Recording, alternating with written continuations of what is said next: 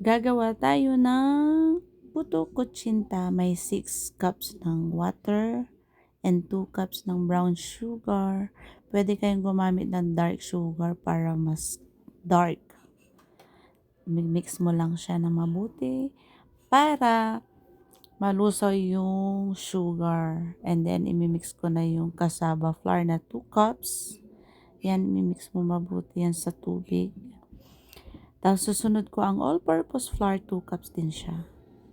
Mimix-mix lang. Ito yung nagpapasarap talaga sa puto kutsinta.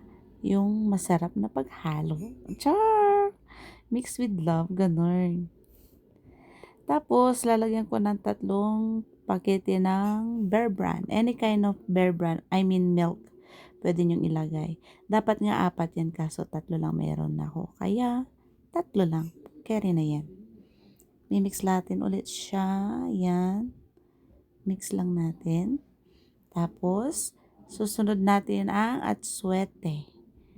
Yan. Kalahati lang nilagay ko pampakulay kasi nga wala akong dark sugar. Kaya yan, hinalo-halo ko lang siya.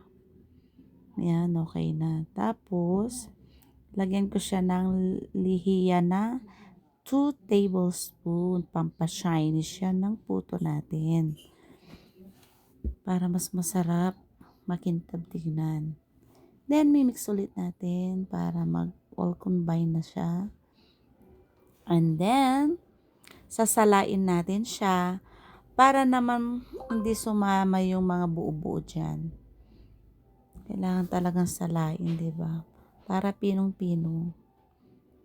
Tapos, prepared ko na yung 3 lagayan. Optional lang guys, kung gusto nyo ng may kulay, pwede naman.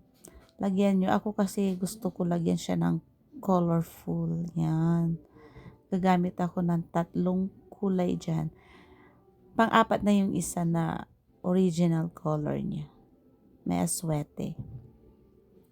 Ayan. Separate ko lang. Yan na si pink, purple, and green.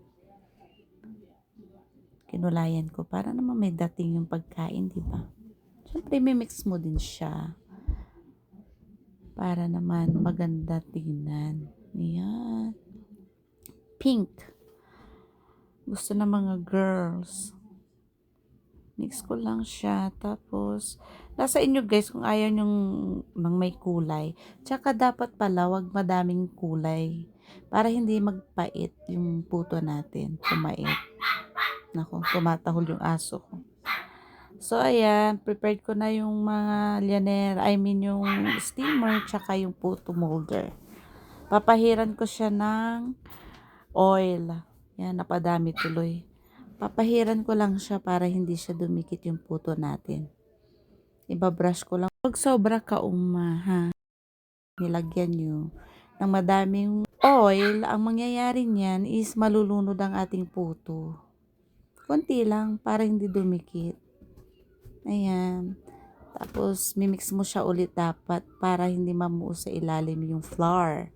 Kailangan mamix siya bago siya ilagay sa puto molder. Huwag masyadong puno kasi pag puno siya, ang tendency niyan mag-over. Tapos, yan. Magpakulo tayo ng konting tubig pang steam. Yan. Pero bago nyo ilagay, dapat kulong-kulo na yung tubig. Tapos nag-alarm ako ng 20 minutes. Yan. Check ko na kung okay na siya. Okay naman na. Wala na sumama sa toothpick natin. Tapos ayun, nalis ko na. Okay na. Kaya, second batch tayo. Yan. Diba? Dadalhin pala ito ng anak ko sa swimming. Mga ka-team niya kasi may food trip daw dala na Father's Day. Kaya yun. Napagpasyahan namin na magdala ng kanya-kanyang pagkain. Parang potluck. Ganun. 20 minutes. Mold again ng second batch. Ko na nakatatlong batch ako dyan. Arrange ko na siya sa lalagyan. Unmold ko na siya. Tapos, lalagyan ko siya ng cheese sa ibabaw. Para lalong sumarap. Ayan. Thank you, Kauma Foodies. Sa susunod ulit.